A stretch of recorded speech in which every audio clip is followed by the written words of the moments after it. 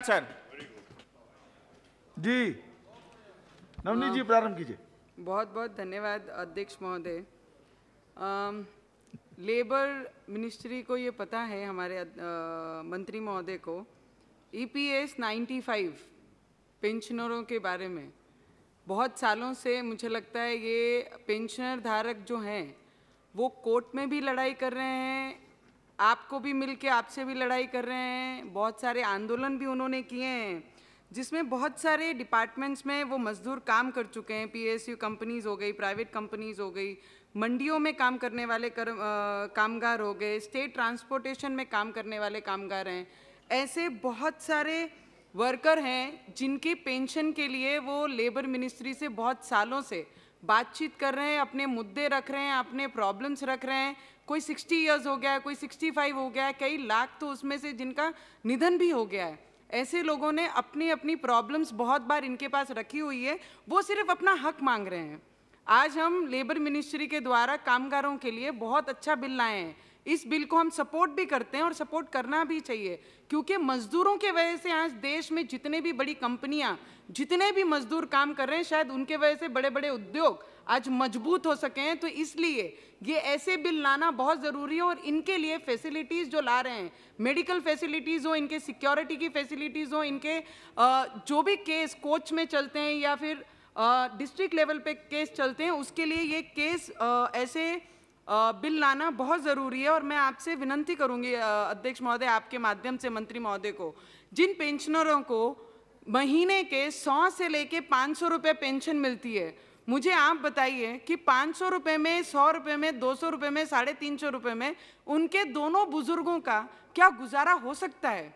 और बल्कि जहां पर सरकार के पास इनके ही पैसे दिए हुए EPS 95 के खाते में 5 लाख करोड़ फंड आज तक जमा है, और उसके बावजूद इन वर्करों को मिनिमम ऑफ पेंशन ये मांग रहे हैं, जहां पर हम उन्हें दे नहीं पा रहे हैं। बहुत सारी मीटिंग से हो गई हैं, कई कोर्ट में उनके बाजू में निर्णय लगा है, कई एक आधी जगह उनके विरोध में निर्णय लगा। तो मैं मंत्री महोदय से विनती करूंगी कि ऐसे गरीब मजदूर जो सिर्फ अपना हक मांग रहे हैं, वो 7 से 8 हज़ार अपना पेंशन महीने का मांग रहे हैं, बल्कि आपके पास उनके 5 लाख करोड़ फंड जमा है, उसमें से वो अपना अधिकार मांग रहे हैं। तो मेरी आपसे विनती रहेगी कि उनको उनका अधिकार दिया जाए और उनके आने वाले भविष्य, जो थोड़े दिन कुछ साल बाकी हैं, ऐसे सीनियर सिटीजन के लिए कुछ दया हमारे से होनी चाहिए। मैं आपसे ये विनती करूंगी।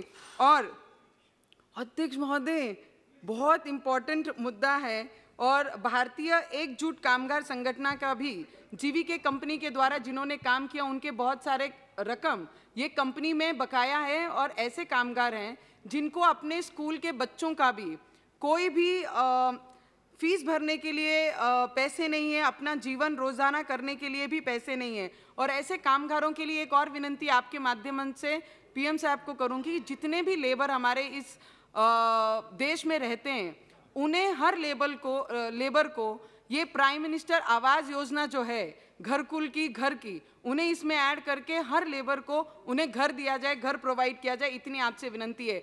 और एक, जब ऑनर और कंपनी में काम करने वाले लेबरों की जब लड़ाई होती है या यूनियन कोई डिमांड करती है, लेबर कुछ डिमांड करती है, जब वो कोर्ट में जाते हैं, कोर्ट में जाने के बाद वो लेबर को वो कंपनी उस वक्त से उनकी सैलरी देना बंद कर देती है। पर मैं आपसे एक विनती करूंगी, इसमें एक कुछ एडिशन करके, कि जब अगर कोई भी व्यक्ति या कंपनी का मालिक या मजदूर अगर कोर्ट में जाता है, तो उनकी सैलरी, उनकी पगार वो मजदूर की बंद नहीं किया जाए, इसमें ज़रूर विचार करना चाहिए, क्योंकि आने वाला भविष्य पे उनकी बहुत सारी चीज़ें निर्भर हैं।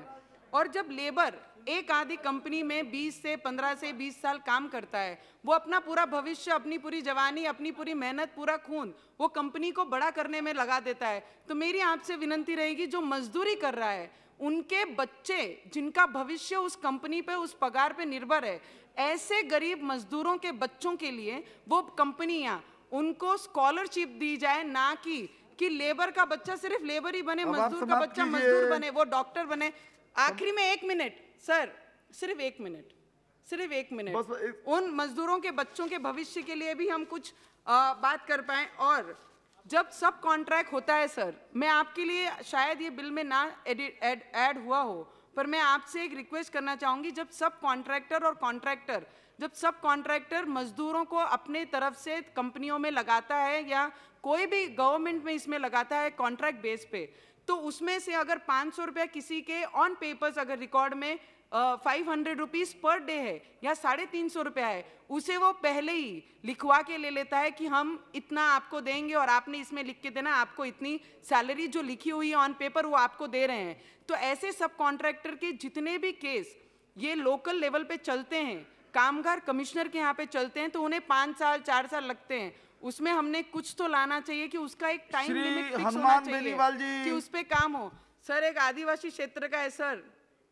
अध्यक्ष महोदय जी, सभापति महोदय, अध्यक्ष महोदय जी, आखिरी सभापति 30 महोदय। बहुत सेकंड, समय हो गया है, आखिरी का 30 2 सेकंड, वाक्य बोलिए आखिर के प्लीज, आखिरी का 30 सेकंड है। डोंट इलोबरेट, सीधे वाक्य बोलिए ये बस। हमारे आदिवासी क्षेत्र से बिलोंग करता है, जहाँ पे प्लांटिंग और गार्डनिंग का जो बिल हम लाए हैं, वहाँ पर मैक्सिमम जो हमारे आदिवासी क्षेत्र में रहते हैं वहाँ पे पूरा फॉरेस्ट डेन एरिया है, वहाँ पर आदिवासी फॉरेस्ट के अंडर में काम करते हैं। उनकी सिक्योरिटी के लिए, उनके मेडिकल के लिए, उनके फैसिलिटी के लिए जो आपने ये बिल लाया है उसका हम सपोर्ट करते हैं, पर उसके साथ आपके माध्यम से जो कामगार वहाँ से लेके MP में श्री जाने हनुमान के लिए बेनीवाल वहाँ जी से प्रारंभ कीजिए।